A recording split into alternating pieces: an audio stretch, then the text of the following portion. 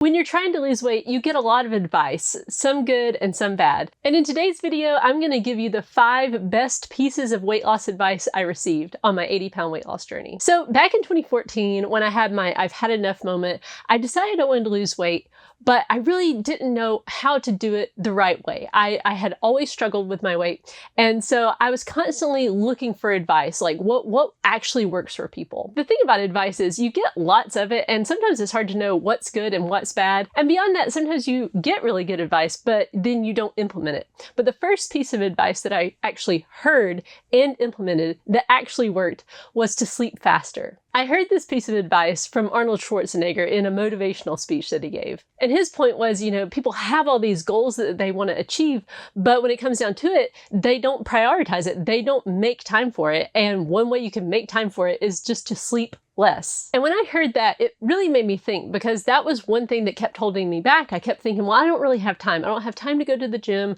I don't have time to really figure out, what to eat and all this stuff. So I just don't have time. So I made a change based on that advice. I actually joined a gym. I started waking myself up every morning at 4 o'clock. I woke up that early so that I could go to the gym and get back before my kids were awake, and so that when I got to the gym, there wouldn't be very many people there because I was embarrassed. And the neat thing about this was, by getting control of my mornings like that, it snowballed throughout the day, because then I started to realize, not only could I wake myself up earlier and get myself out and doing things, but also, I could waste less time just during the day. I became more aware of my time and how I was spending it. So I was going to the gym and I was working out really hard.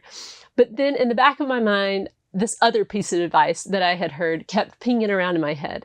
And that was, what gets measured gets managed. And it was really bothering me, because I knew that I was trying to manage my weight, but I was not measuring it. I was afraid of the scale, and I just had all this baggage that went along with it. I felt like the scale was my enemy, and I didn't want to weigh myself. At this point, almost a whole year had passed, and I had been trying to lose weight, but I didn't really feel like I was making any progress. I had been measuring myself with a tape measure, but I knew that I was pulling the tape tighter and tighter, and that in reality, nothing was changing. My clothes were still fitting the same. And so I finally got on the scale. And even though I didn't like the initial number that I saw, which was 222 pounds, it was the first big step that I took on the weight loss journey. I found that by weighing myself every day, I was able to hold myself accountable. And more importantly, I was able to see what was working and what wasn't. So I was going to the gym and I was weighing myself every day, and I was working out really hard. I was lifting really heavy weights. I was being consistent with that. But the scale was not really moving down, or at least it wasn't moving down as fast as I thought it should. Which leads me to number 3, which is, you can't outrun your fork. Now, on one hand, that is not true. Whenever you are losing weight, technically you are outrunning your fork, meaning that you have burned more than you've consumed, and so you're losing weight. But on a deeper level, this is really true, because the thing is, it is really hard to burn a lot of calories, but it's really easy to consume a lot of calories. So for example, if you want to burn 500 calories, you have to go run for 40 minutes, like if you're 150 pounds. On the other hand, if you want to just consume 500 calories, that's 7 double stuffed Oreos, which I can consume in about 1 minute flat. So when I really started to heed that advice that you cannot outrun your fork, it made a big difference, because I finally focused on the eating side of the equation. And once I started to do that, I really started to see results. That's when I started to learn about intermittent fasting. And I learned about intermittent fasting from the Lean Gains blog, which is by Martin Berkhan. And that's where I found the 4th piece of advice that really helped me. And that was, do not sit around and brood about food. Now, this was his piece of advice about how to effectively do intermittent fasting, which is, in the fasting window, get busy doing other things. Don't sit around and think about food or think about how you're not eating food, because if you do that, you're going to end up just, breaking the fast all the time. And so since I took this advice to heart, I just started getting really busy during the fasting window. I started filling up my life with things other than food. I started reading more and writing and doing art and going for walks and connecting with my family more. And I know that that seems like that stuff is unrelated to weight loss, but what I found was it was very much related to why I had gained weight in the first place. I had been using food as a way to deal with stress, as a way to just deal with boredom.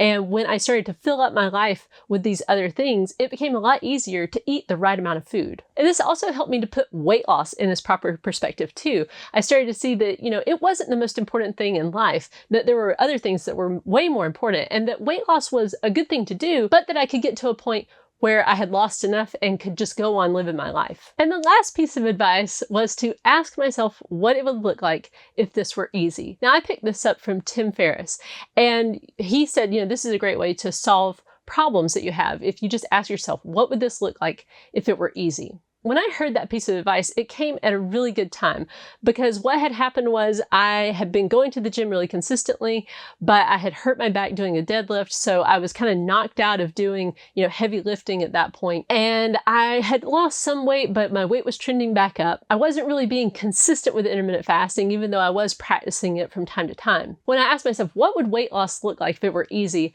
I decided, if I could eat whatever I wanted at my meals, that would be pretty easy. And if I could take a day off completely from fasting, that would be easy. And if I could have coffee with half and half in the fasting window, that would make intermittent fasting feel really easy. And for my exercise, because I still wanted to be active, I decided, if I just walked 6 miles a day, that would feel easy, because I always felt like I could walk. Even on the days where I was tired or I just didn't really feel up to doing much, I knew that I could get myself up and do some steps. So I decided that's what my plan would be. And as it turned out, that plan took me from like above 200 down into the 140s. And I've been able to maintain my weight in the normal BMI range since that time. And it all came back to just asking myself, what would this look like if it were easy? And I've found that piece of advice helpful in various points on the weight loss journey, during maintenance, asking myself, what would this look like right now if this were easy? And it has made it so that it has kept me flexible this entire time so that I continue to maintain where I want to be at. So those are the 5 pieces of advice that helped me on my weight loss journey. I hope one of those helps you out. Thank you for watching this video, and I'll see you in the next one.